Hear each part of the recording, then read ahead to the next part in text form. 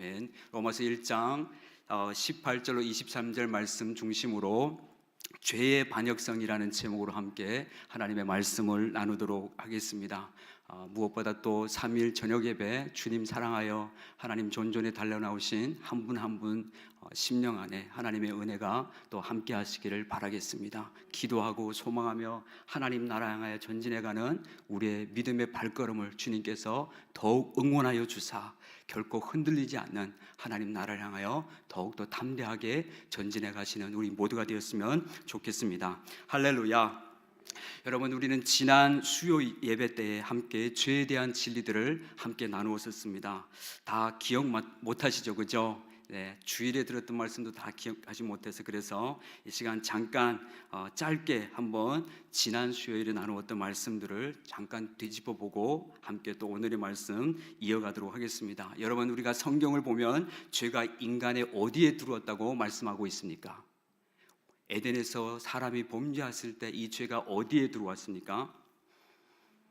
네, 아담과 하와가 선악과를 따먹고 범죄했을 때 이 죄가 인간의 인격적 생명체 안에 들어와서 인간은 죄고 나고 죄가 나가 하나가 되어버린 존재적 죄인이 되어버린 것입니다. 그래서 죄를 지어서 죄인이 된 것이 아니라 죄인으로 태어났기 때문에 우리는 죄를 지을 수밖에 없는 존재인 것입니다. 자, 그럼 우리가 존재적 죄인으로 태어나서 죄를 지으며 살아가는 우리의 죄를 하나님은 그냥 보고만 계시는 것이 아니라 하나님은 아주 무섭도록 이 죄에 대하여 대응하고 다루고 있음을 우리는 성경에서 볼 수 있게 됩니다. 여러분, 우리가 죄에 대하여 어떻게 느끼고 생각하든지 상관없이 공의의 하나님은 이 죄를 반드시 심판하십니다. 살펴보았던 것처럼 히브리서 9장 27절 말씀에 보면은 사람이 한 번 죽는 것은 정해진 것이요 그 후에는 심판이 있다고 말씀합니다. 이 심판은 다름 아닌 죄에 대한 하나님의 심판인 것입니다. 그리고 거룩하신 하나님은 죄에 대하여 매일 분노하는 진노하는 본성을 가지고 계셔서 죄에 대해만큼은 아주 단호하고 무섭게 대항하고 있는 것을 우리는 성경에서 볼 수 있습니다. 시편 7편 11절 말씀에 보면은 하나님은 의로우신 재판장이시라 매일 분노하시는 하나님이시다라고 이렇게 시편 기자는 표현해 주고 있습니다.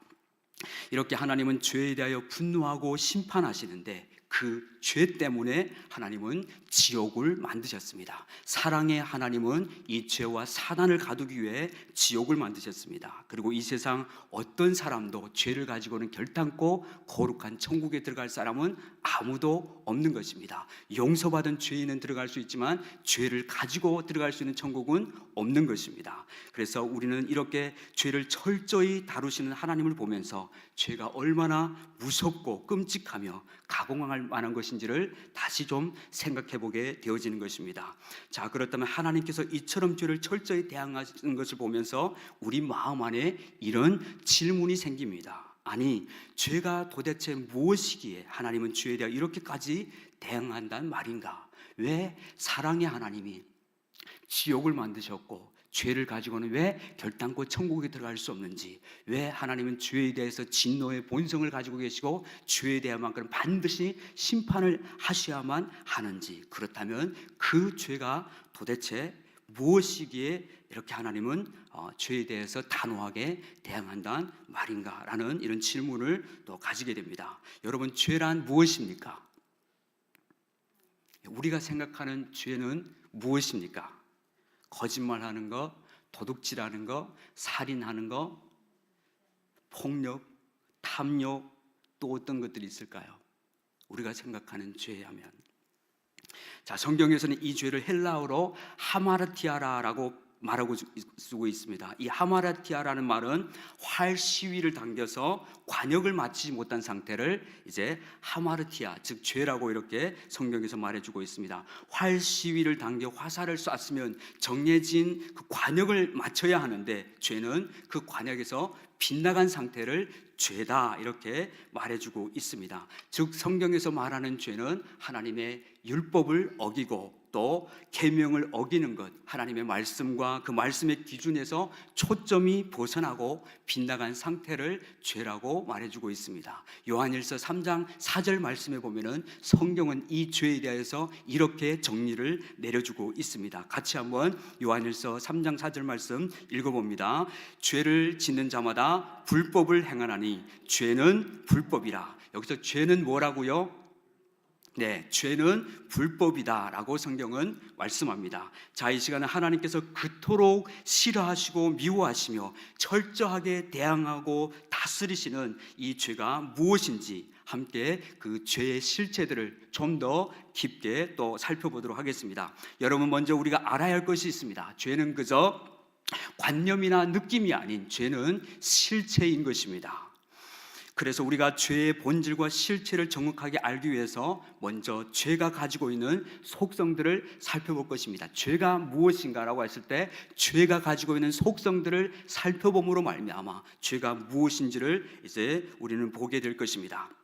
우리는 죄가 드러내는 속성을 보면 죄가 무엇인지 더 분명하게 알 수 있게 될 것입니다. 죄가 가지고 있는 근본적인 속성은 죄인은 반역성이 있습니다. 우리가 함께 읽었던 로마서 1장 18절로 23절 말씀에 보면은 죄는 하나님을 거부하고 대적하는 반역적 속성을 가지고 있음을 우리가 볼 수 있습니다. 여러분, 반역한다는 뜻을 알고 계시죠?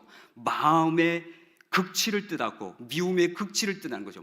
마음으로부터 미워하는 어떤 극치의 표현인 거죠. 분노하고 증오하고 거역하는 그런 것을 이제 반역한다라고 말씀해주고 있습니다. 자, 함께 로마서 1장 18절 말씀에서 이 하나님이 이 죄에 대해서 이 대항을 함께 다시 볼 텐데, 함께 로마서 1장 18절 말씀 같이 읽어봅니다. 시작. 하나님의 진노가 불의로 진리를 막는 사람들의 모든 경건하지 않음과 불의에 대하여 하늘로부터 나타나나니. 아멘. 여기 로마서 1장 18절 말씀에서 죄의 속성은 불의로 진리를 막고 경건치 않은 사람의 불의가 나타나는 것을 보게 됩니다.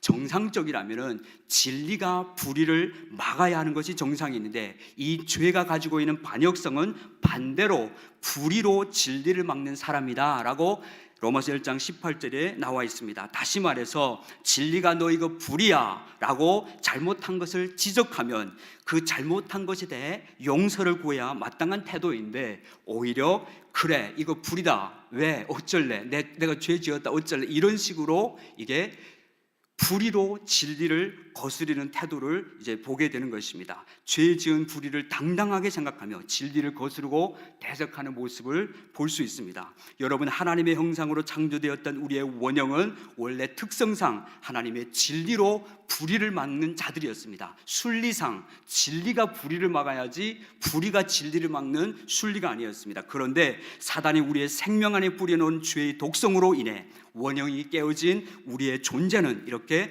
불의로 진리를 막는 자들이 되어버린 것입니다. 이것이 바로 사단이 죄로 말미암아 우리 생명 안에 뿌려놓은 독성이 반역성으로 드러나게 되는 것을 볼 수 있습니다. 여기서 우리는 죄가 아주 반역적인 속성을 띠고 있다는 사실을 보게 되는데요. 그렇다면 여기서 이 반역은 누가 누구에 대한 반역인지 한번 살펴보겠습니다. 여러분, 이 반역이라는 것은 하는 사람이 있고 또 하게 되는 대상이 있습니다. 그러므로 여기서 불의로 진리를 막는 반역은 죄인인 인간이 하나님에 대한 반역인 것입니다. 따라서 불의로 진리를 막는 이 악독한 반역은 정확히 하나님을 대상으로 반역을 행하는 것입니다. 그리고 이 반역의 목적과 결과는 하나님과의 관계를 단절시키는 것입니다. 이 죄에 가지고 있는 반역성은 하나님과 우리의 관계를 단절시킵니다. 자, 여기서 우리가 다시 한번 하나님께서 우리를 창조하신 우리의 원형의 목적을 생각해 보신다면, 하나님께서 우리 인간을 무슨 목적으로 창조하셨습니까?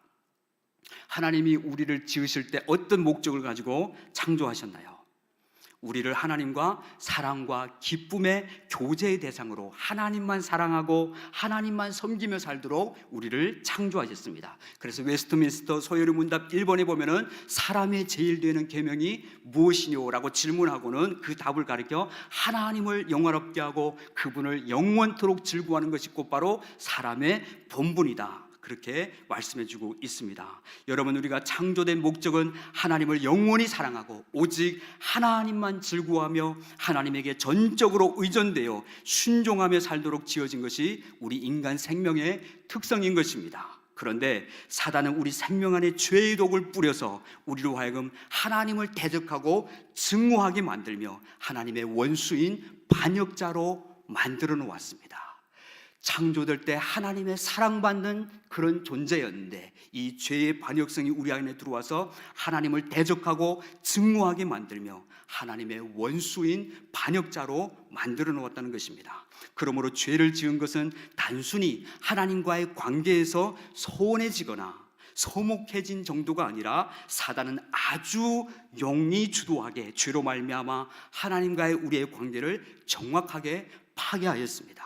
죄를 지은 우리는 하나님을 향해 반역자가 되었고 하나님의 원수가 되어버렸습니다. 그리고 이런 존재적으로 하나님과 원수가 되어버린 인간의 밑바닥에 흐르는 정세에는 하나님에 대하여 이를 갈고 덤벼드는 이런 분노와 증오가 깔려있는 것을 볼 수 있습니다. 여러분, 죄가 가지고 있는 반역성은 하나님에 대하여 증오하고 분노하게 되는 것을 볼 수 있습니다. 창세기 4장에 보면 우리가 가인이 동생 아벨을 때려 죽이는 사건을 우리가 볼 수 있습니다. 가인은 땅의 소산으로 여호와께 제물을 드렸을 때 하나님께서 가인의 제사는 받지 않고 피의 제사 아벨의 제사를 받았을 때 가인이 분노를 하나님 앞에 표출합니다. 그러면서 하나님 몹시 가인이 분하여 안색이 변하니 하나님이 가인에게 이렇게 말하죠. 내가 분하여함은 어쩌이며 안색이 변함은 어찌됨이냐 라고 하나님이 말씀하십니다. 하나님이 가인에게 내 동생이 어디 있니? 라고 하시자 가인이 분노를 표출하면서 내가 내 동생을 지키는 자니까? 라고 분노하는 모습을 우리는 볼 수 있습니다. 이렇게 죄가 생명 안에 들어와서 하나님을 사랑하고 섬겨야 되는데 오히려 하나님을 증오하고 분노를 표출하는 모습을 볼 수 있습니다. 이렇게 죄인된 인간은 반역성을 가지고 있어서 조건과 상황만 허락되면 분노가 폭발하고 그 증오심이 사람을 죽이기까지에 이르게 되는 것입니다. 우리가 열방에서 들려오는 많은 끔찍한 뉴스들을 보면 인간 안에 있는 이 분노와 증오심이 폭발할 때 얼마나 무서운 죄의 결과를 초래하게 되는지를 우리는 보게 됩니다. 죄는 인간의 존재의 목적을 빼앗았고 인간의 모든 괴로움과 불행과 원인과 시작이 되었습니다. 역사는 죄를 정리할 때 한 문화 안에서 규범과 도덕을 거스르는 것이라고 말하지만 사실 우리가 죄를 지었단 말은 단순히 욕을 하고 폭력을 행하고 거짓말을 행하는 또 물건을 훔친 그런 수준의 윤리와 도덕적인 차원의 감성적 문제가 아니라는 것입니다. 왜냐하면 죄는 우리에게 모든 성과 빛의 총체이신 하나님에 대하여 반역하게 하고 심지어는 하나님을 알만한 것이 보임에도 불구하고 하나님을 부정하고 반기를 들게 하는 근원이기 때문에 그렇습니다. 이것이 바로 죄가 가지고 있는 반역성입니다. 자, 그렇다면 이제 이 죄의 가장 밑바탕에 있는 근원인 죄의 반역성이 구체적으로 어떤 영역에서 우리의 인생 가운데 또 인간 안에서 드러나는지 살펴보도록 하겠습니다. 타락한 인간 안에 나타나는 반역적인 죄의 속성은 먼저 우리의 삶 속에 영적인 삶으로 영적인 타락으로 나타나게 됩니다. 영적인 존재로 지은 인간에게 있어서 처음 죄의 반역이 드러난 곳은 바로 영적인 영역입니다. 죄의 독성에 물든 인간 생명 안에 반역적 반응이 나타날 때 종교적 성향을 띠게 되는데 그것이 우상 숭배로 드러나게 되는 것을 볼 수 있습니다. 한마디로 죄의 반역이 가장 분명하게 드러나는 곳이 바로 우상 숭배인 것입니다. 죄가 생명 안에 들어와서 하나님을 증오하고 분노하게 됩니다. 그리고 타락한 인간 안에는 이렇게 그 인간에게 드러나는 이 영적인 속성은 바로 우상 숭배라는 것입니다. 다 함께 로마서 1장 19절과 20절 말씀 다시 한번 같이 또 읽어봅니다. 시작. 이는 하나님을 알만한 것이 그들 속에 보임이라. 하나님께서 이를 그들에게 보이셨느니라. 창세로부터 그의 보이지 아니하는 것들 곧 그의 영원하신 능력과 신성이 그가 만드신 만물에 분명히 보여 알려졌나니 그러므로 그들이 핑계하지 못할지니라. 아멘. 여기서 우리는 죄로 인해 하나님을 떠난 인간의 반역적인 모습과 특징을 볼 수 있습니다. 원래 하나님의 형상대로 창조된 인간은 모든 자연과 만물을 통하여서도 하나님의 능력과 신성을 알 수 있다고 말합니다. 그런데 이는 하나님을 알만한 것이 그들 속에 보임이라. 하나님께서 이를 그들에게 보이셨다라고 말씀합니다. 창세로부터 그의 보이지 않는 것들 곧 그의 영원하신 능력과 신성이 그가 만든 만물에 분명히 보여 알려졌나니 그러므로 그들이 핑계하지 못할지라라고 말합니다. 그러므로 과학이 발전하면 발전할수록 자연과 만물의 오묘함을 알면 알수록 인간은 그것을 창조하신 하나님을 발견하고 그분께 고개를 숙이고 경배하는 것이 당연한 것입니다. 그런데 죄로 인해 타락한 인간은 그 생각과 마음이 어두워져서 우주 만물을 만드신 하나님을 경외하기는커녕 도리어 그분께 돌려야 할 영광을 눈에 보이는 피조물의 형상과 맞바꾸어 우상을 숭배하게 되었습니다. 로마서 1장 21절로 23절 말씀 다시 똑같이 읽어봅니다. 하나님을 알되 하나님을 영화롭게도 아니하며 감사하지도 아니하고 오히려 그 생각이 허망하여지며 미련한 마음이 어두워졌나니 스스로 지혜 있다 하나 어리석게 되어 썩어지지 아니하는 하나님의 영광을 썩어질 사람과 새와 짐승과 기어다니는 동물의 모양의 우상으로 바꾸었느니라.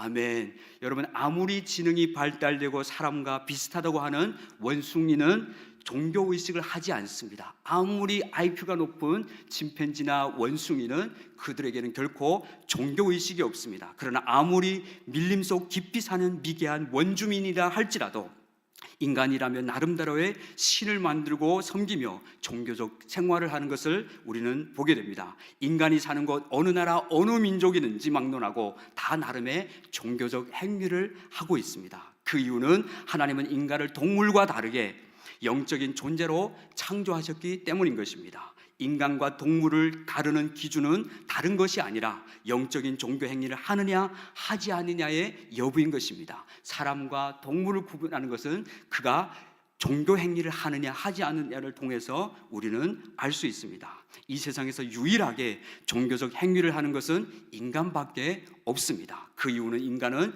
영적인 존재로 창조되었기 때문인 것입니다. 구약성경 전도서 3장 11절 말씀에 보면은 이것을 영원을 사모하는 마음이다라고 표현했고 현대적으로는 종교심이라는 단어로도 표현하기도 합니다. 또 파스칼은 이것을 우리 안에 하나님만으로 채워져야 하는 빈 공간이 있다고 말해줍니다. 이처럼 인간의 영혼 안에는 끊임없는 목마름이 존재합니다. 사실 무언가를 간절히 사모하고 그것을 추구하는 이 목마름은 하나님을 향해 마음과 뜻과 정성과 목숨을 당해 사랑하도록 주신 인간에게 주신 기능이었습니다. 그런데 죄로 인해 원형이 깨어진 우리는 하나님을 떠남으로 그 공간을 무엇으로도 빈 공간을 채울 수 없게 되었습니다.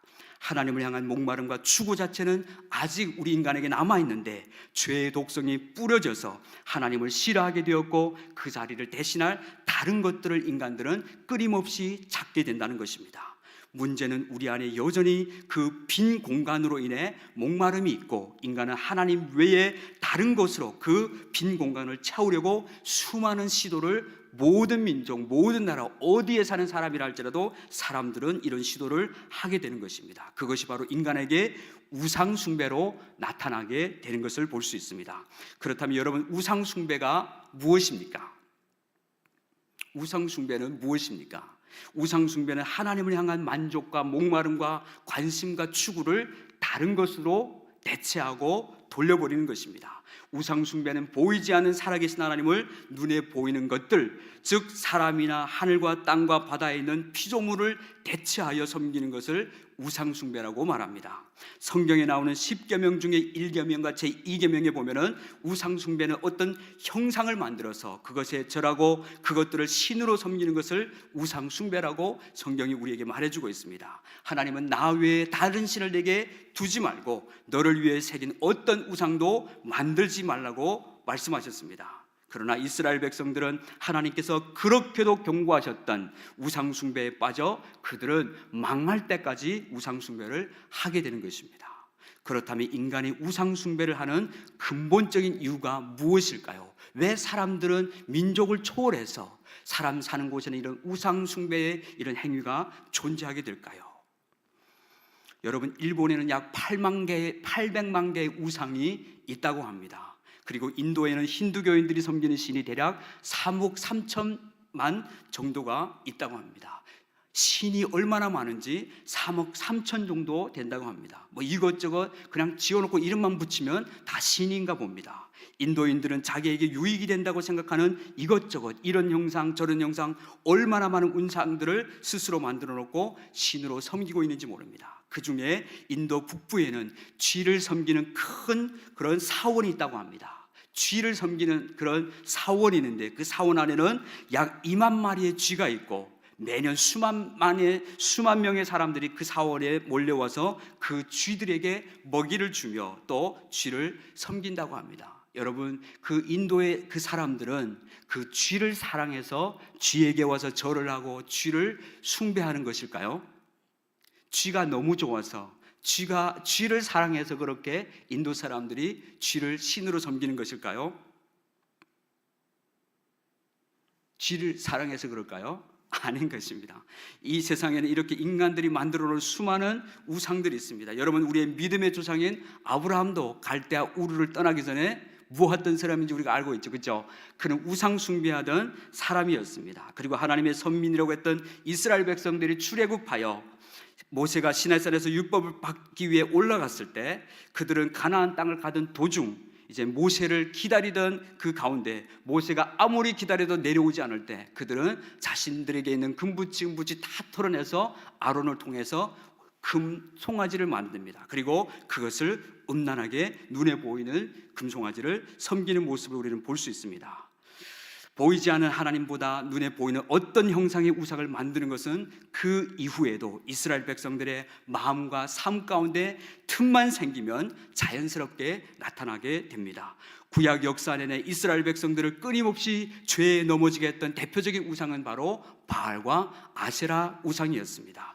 바알은 하늘의 신이란 뜻으로 남신이었고 아세라는 땅의 신이란 뜻으로 여신이었습니다. 이것은 인간들이 만들어낸 그런 신이었습니다. 당시 바알과 아세라 신은 농경 시대에 하늘이 비를 내리고 땅이 곡식을 내야 먹고 살던 그 시대의 사람들의 관심은 어떻게 하면 하늘과 땅의 신을 감동시킬 수 있는가였습니다. 그래서 신들을 자극하기 위해서 성전에 창남과 창녀들을 두어서 갖은 더럽고 난잡한 성행위를 하면서 명분은 신을 위한 것이라고 변명과 합리하며 자신들의 정욕을 추구했던 것을 볼 수 있습니다. 그들은 이렇게 남신과 여신이 서로 교접할 때 하늘과 땅이 신이 성관계를 많이 하면 땅에 비가 많이 오고 풍년이 든다고 생각했기에 신들을 자극해서 풍년을 기원하기 위해서 그들은 성전에 창남과 창녀를 두어 갖은 더럽고 난잡한 성행위들을 했던 것을 볼 수 있습니다.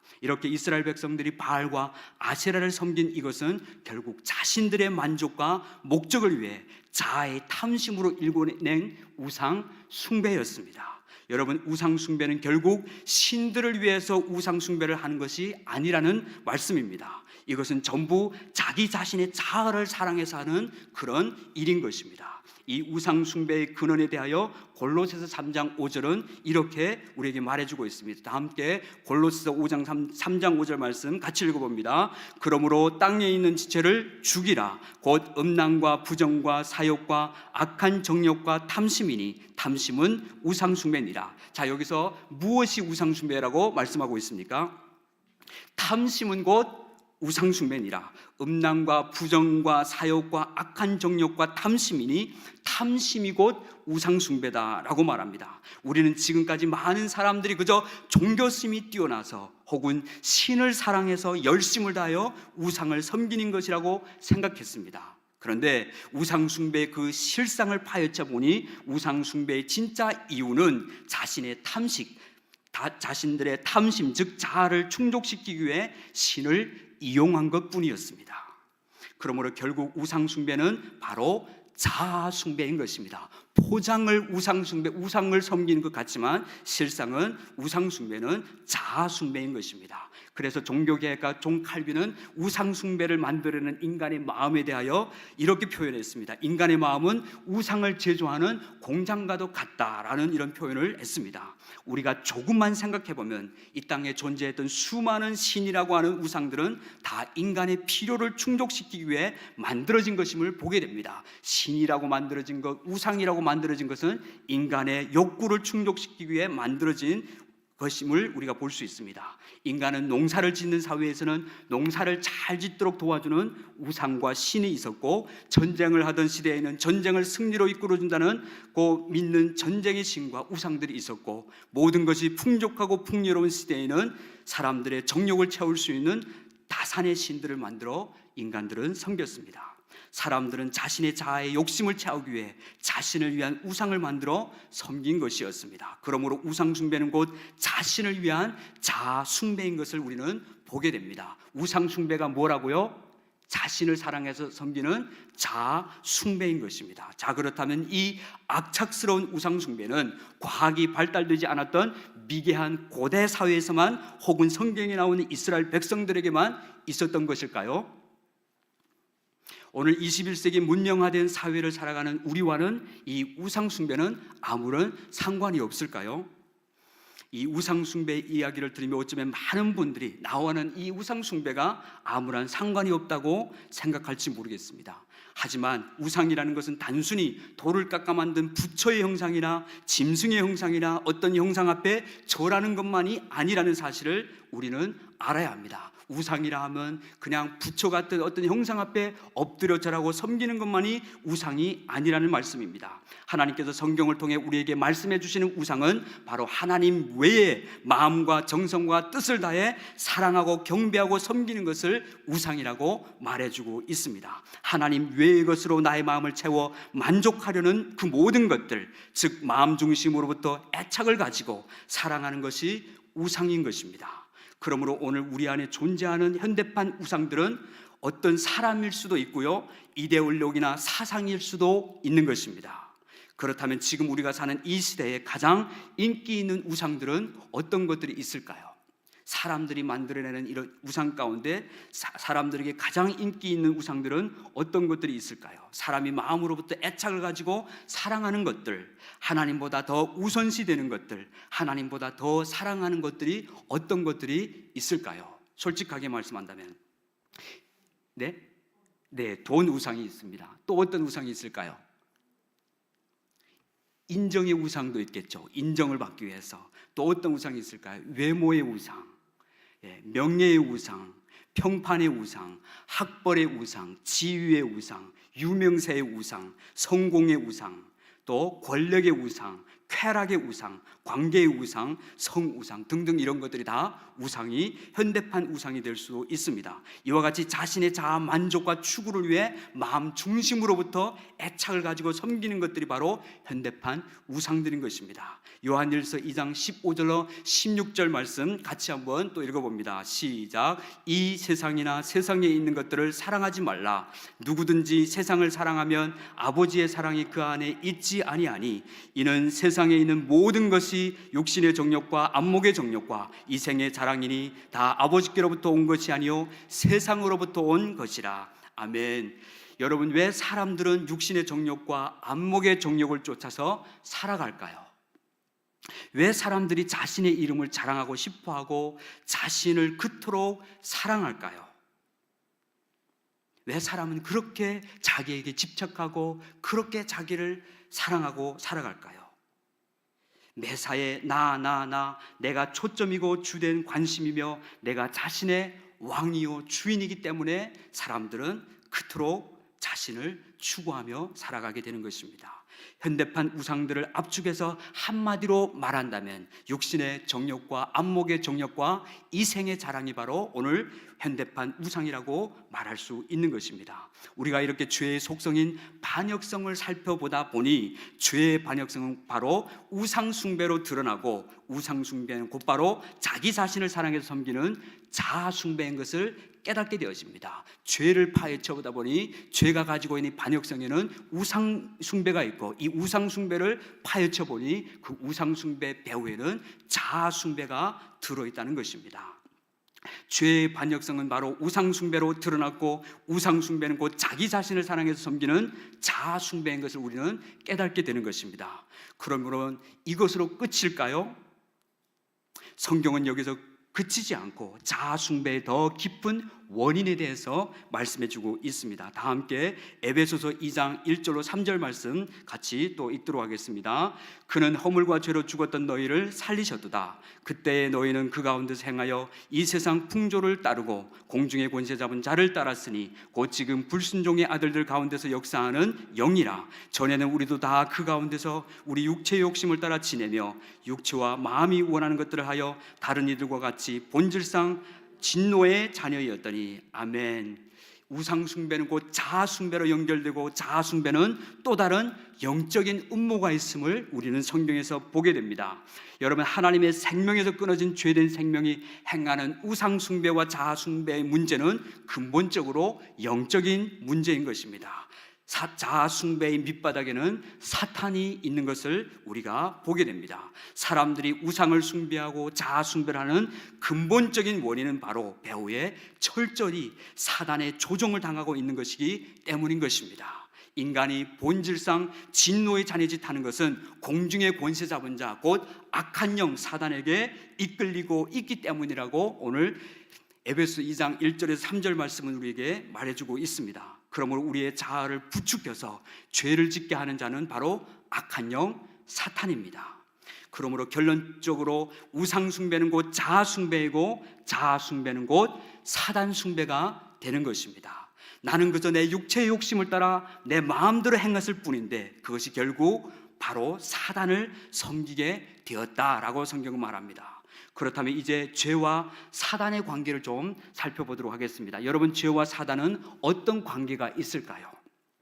요한복음 8장 44절 말씀입니다. 너희는 너희 아비 마귀에게서 났으니 너희 아비의 욕심대로 너희도 행하고자 하느니라. 그는 처음부터 살인한 자요 진리가 그 속에 없으므로 진리에 서지 못하고 거짓을 말할 때마다 제 것으로 말하나니 이는 그가 거짓말장이요 거짓의 아비가 되었습니다.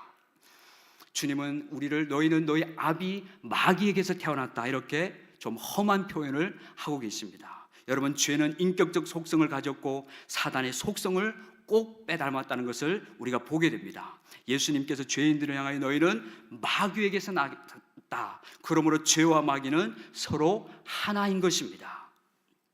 그래서 죄를 보면 마귀 짓인 줄 알 수 있고, 마귀가 하는 짓을 보면 죄가 어떤 것인지를 우리는 볼 수 있게 되는 것입니다. 사단은 진리와 멀어지게 합니다. 사탄이라는 이름은 사타나라는 아랍어에서 이제 파생되었는데 그 뜻은 본래 멀어지게 하는 자라는 의미를 가지고 있습니다. 그 이름 그대로 하나님과 우리를 멀어지게 하는 자가 바로 사탄입니다. 따라서 우리가 인정하든 인정하지 않든 전혀 상관없이 우상 숭배는 자아 숭배이며, 자아 숭배는 곧 사단 숭배인 것입니다.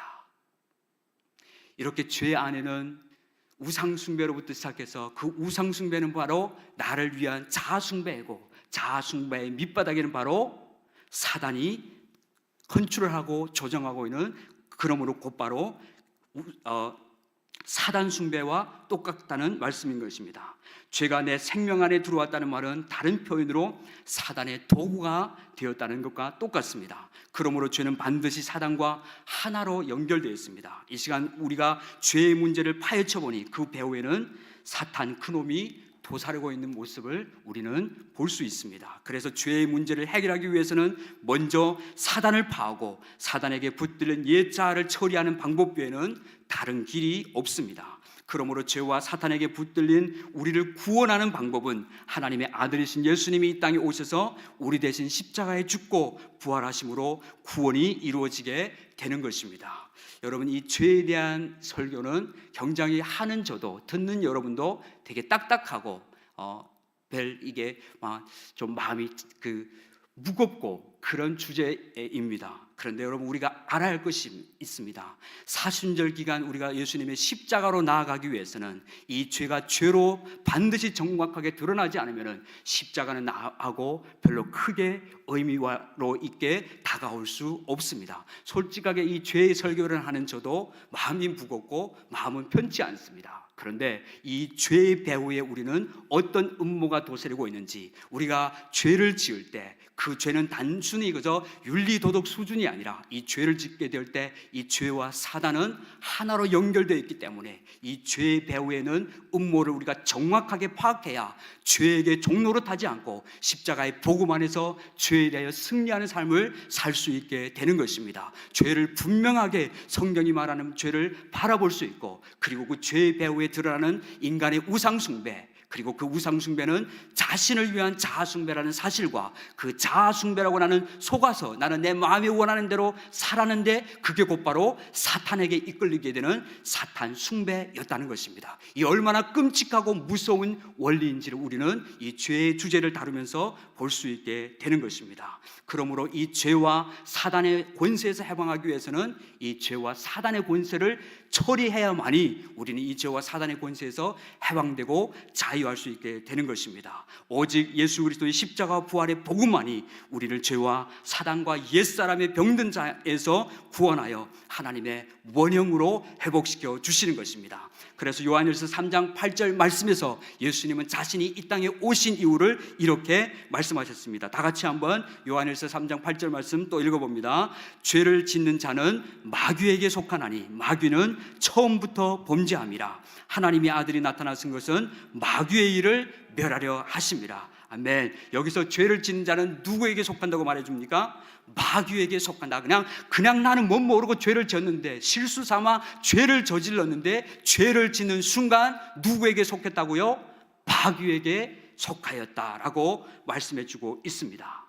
마귀는 처음부터 범죄함이니라. 죄를 짓는 자는 마귀에게 속했다라고 말해주고 있습니다. 우리는 사단을 인식하고 혹은 사단을 섬기기로 작정하고 죄를 짓는 사람은 아무도 없습니다. 우린 그저 마음이 원하는 대로 좀 더 욕심을 부렸고 탐심을 따라 살았고 좀 더 자아의 만족을 위해서 때로는 거짓말도 하고 내 마음대로 되지 않으면 화도 내고 짜증도 낸 것뿐이었는데, 나는 그냥 이러한 사소한 죄뿐이었는데 그것이 바로 마귀에게 속하게 되었다고 성경은 말해주고 있습니다. 그 이유는 바로 죄가 사단의 도구이기 때문에 그렇습니다. 죄를 짓는 순간 마귀에게 속해버리게 되는 것입니다. 죄를 짓는 자마다 죄의 종이라고 주님이 말씀하셨습니다. 죄를 짓는 순간 마귀에게 속해버리게 되는 것입니다. 그러므로 이 죄의 문제를 해결하기 위해서는 하나님의 아들이신 예수님이 이 땅에 오셔서 십자가에 죽고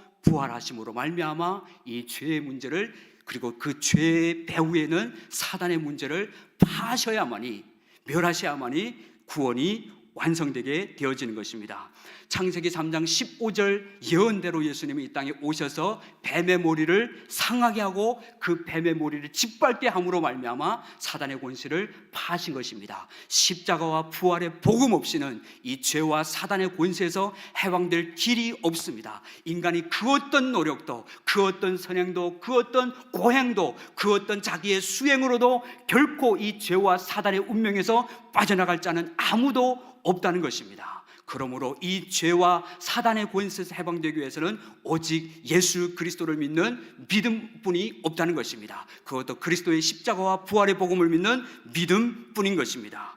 그래서 성경은 우리에게 이렇게 말합니다. 로마서 6장 6절로 7절 말씀입니다. 우리 함께 같이 읽어봅니다. 시작. 우리가 알거니와 우리의 옛사람이 예수와 함께 십자가에 못 박힌 것은 죄의 몸이 죽어 다시는 우리가 죄에게 종노릇하지 아니하려 함이니 이는 죽은 자가 죄에서 벗어나 의롭다 하심을 얻었습니다. 아멘. 우리의 옛사람이 예수와 함께 십자가에 못 박힌 것은 이 죄의 몸이 멸하여 사단에게 붙들려 끊임없이 죄의 종로로 타는 이 우리 몸이 죽어 다시는 우리가 죄에게 종로로 타지 아니하게 하려 함이니 이는 죽은 자가 죄에서 벗어나 의롭다함을 얻게 된다고 주님이 말씀해 주고 있습니다. 그리스도와 함께 십자가에서 죽은 사람은 더 이상 죄에게 종로로 타지 않습니다. 왜냐하면 예수님의 십자가의 복음이 있는데 끊임없이 우리가 죄의 종로로, 마귀의 종로로 타며 산다면 이것만큼 비참한 일이 없는 것입니다. 예수님은 우리를 이 죄와 사단의 권세에서 해방시켜 주시기 위해서 예수님이 십자가에 죽고 부활하셨습니다. 그리스도와 함께 십자가에서 죽은 사람은 더 이상 죄의 종로로 타지 않습니다. 왜냐하면 죄와 사단과 사망 권세를 깨뜨리시고 부활하신 예수님이 우리의 생명의 주인이 되었기 때문인 것입니다. 주인이 바뀌어 버렸습니다. 생명이 바뀌어 버렸습니다. 존재가 바뀌어 버렸습니다. 죄인에서 의인으로, 사망에서 생명으로 우리의 존재가 이렇게 예수 그리스도로 말미암아 거듭나게 된 것입니다. 그러므로 이제 그리스도 예수 안에 있는 자에게는 결코 정죄함이 없습니다. 왜냐하면 이는 그리스도 예수 안에 있는 생명의 성령의 법이 죄와 사망의 법에서 우리를 해방하였기 때문입니다. 할렐루야. 이제 말씀을 마치도록 하겠습니다. 우리에게는 예수님의 십자가와 부활의 복음이 있습니다. 우리 모두 그리스도 예수 안에서 하나님의 이 진리의 복음 안에서 참 자유와 기쁨과 평안과 복음의 축복을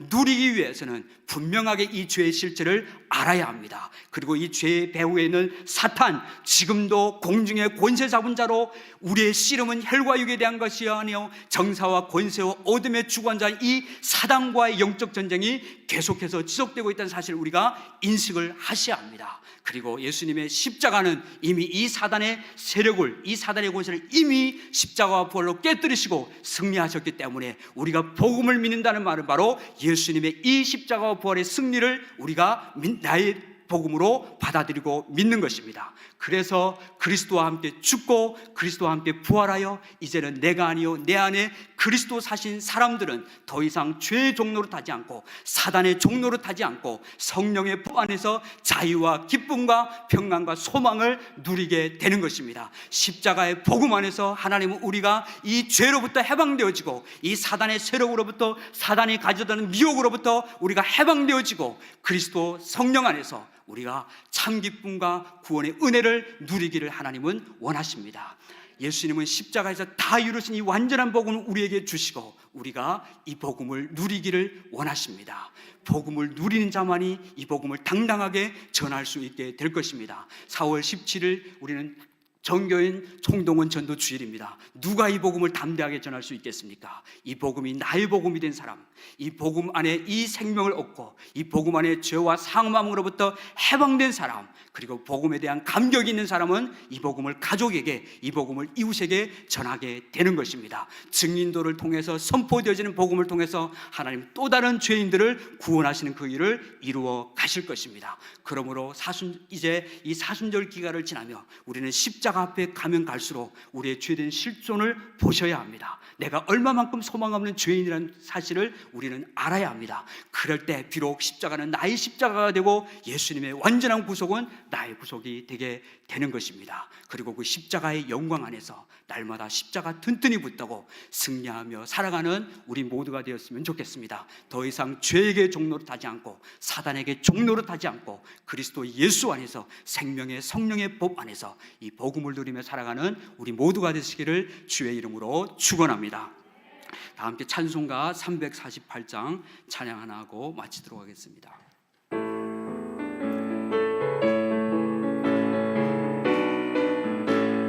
마귀들과 싸울지라, 마귀들과 싸울지라, 죄악 벗은 형제여 담대하게 싸울지라. 저기 악한 적령과 심판 날과 멸망의 날 내가 섰는 눈앞에 곧 다가오리라.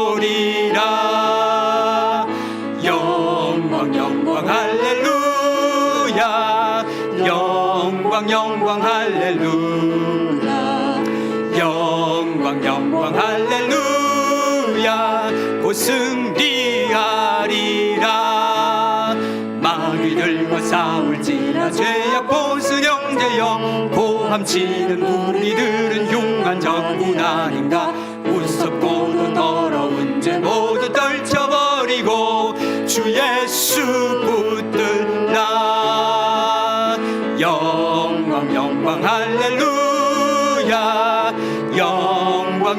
영광 할렐루야. 영광 영광 할렐루야. 곧 승리하리라. 마귀들과 싸울지라 죄악 벗은 형제여, 구주 예수 그리스도 그 신발을 멀리고 너를 도와주시려 서서 기다리시니 어서 나오라. 영광 영광 할렐루야. 영광 영광 할렐루야. 영광 영광 할렐루야. 곧 승리하리라.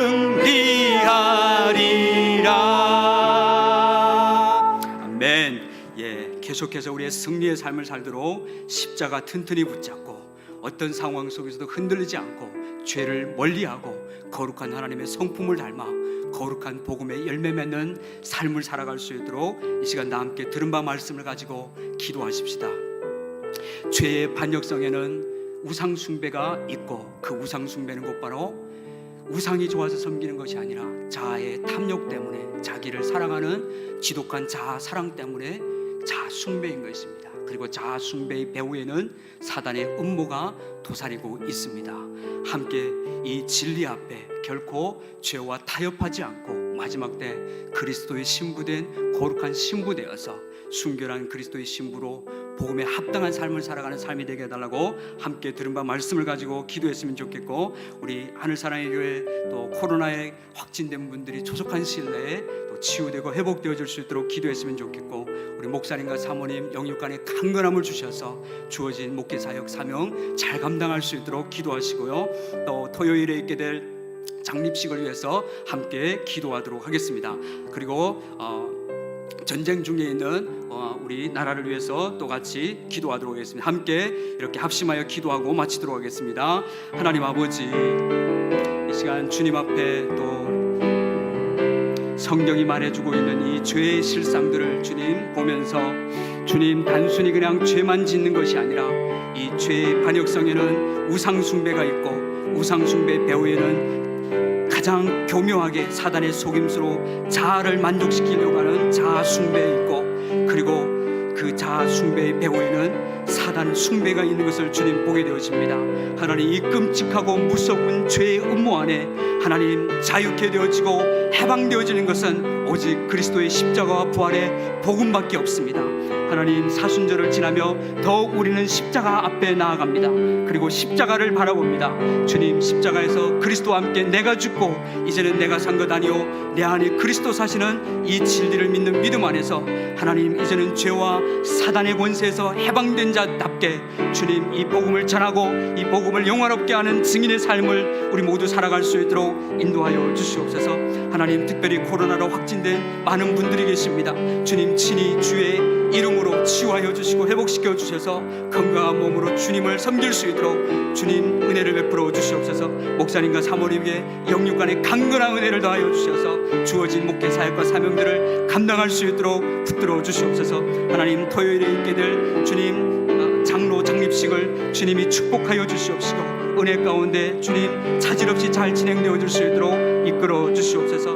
하나님 아버지, 전쟁 중에 있는 러시아와 주님 나라에 하나님의 긍휼을 베풀어 주셔서 배후에 역사하는 사단의 모든 실체가 예수의 이름 앞에 떠나가게 도와주시옵시고 전쟁이 중단되고 화평이 임할 수 있도록 은혜를 베풀어 주시옵소서.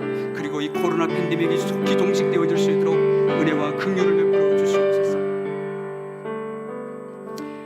하나님 아버지, 이 죄의 반역성을 함께 살펴보면서 이 죄의 배후의 우상숭배와 그리고 이 우상숭배는 자아숭배로 연결되고 자아숭배는 결국 사단숭배인 것을 우리는 보게 되어집니다. 주님, 이 기가 막힌 영적인 음모에서 우리를 구원하고 우리를 죄와 사단에게로부터 건지는 것은 오직 예수 그리스도 주님밖에 없습니다. 우리가 구원을 받았다는 말은, 우리가 건짐을 받았다는 말은 이 기가 막힌 죄의 운명에서 이 사단의 권세에서 해방되었던 사실을 기억하고 더 이상 죄의 종노릇 하지 않게 하시고 사단의 종노릇 하지 않고 그리스도 예수의 종으로 당당하게 이 세상을 살아갈 수 있도록 축복하여 주시옵소서. 이 시간 합심하여 몸된 교회를 위해서 기도한 모든 기도와 간구를 주님 들으시고 주시고 응답하여 주시옵소서. 특별히 토요일에 있게 될 장립식에 주님이 주관하여 주시고 인도하여 주셔서 차질 없이 모든 것이 은혜 가운데 진행되어 줄 수 있도록 함께하여 주시옵소서. 목사님과 사모님에게 영육간의 강건함을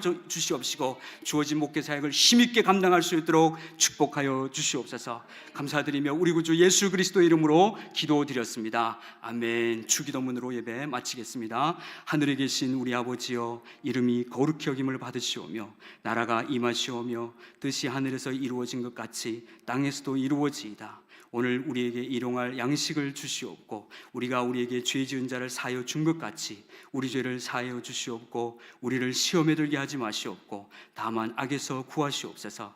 나라와 권세와 영광이 아버지께 영원히 있사옵나이다. 아멘.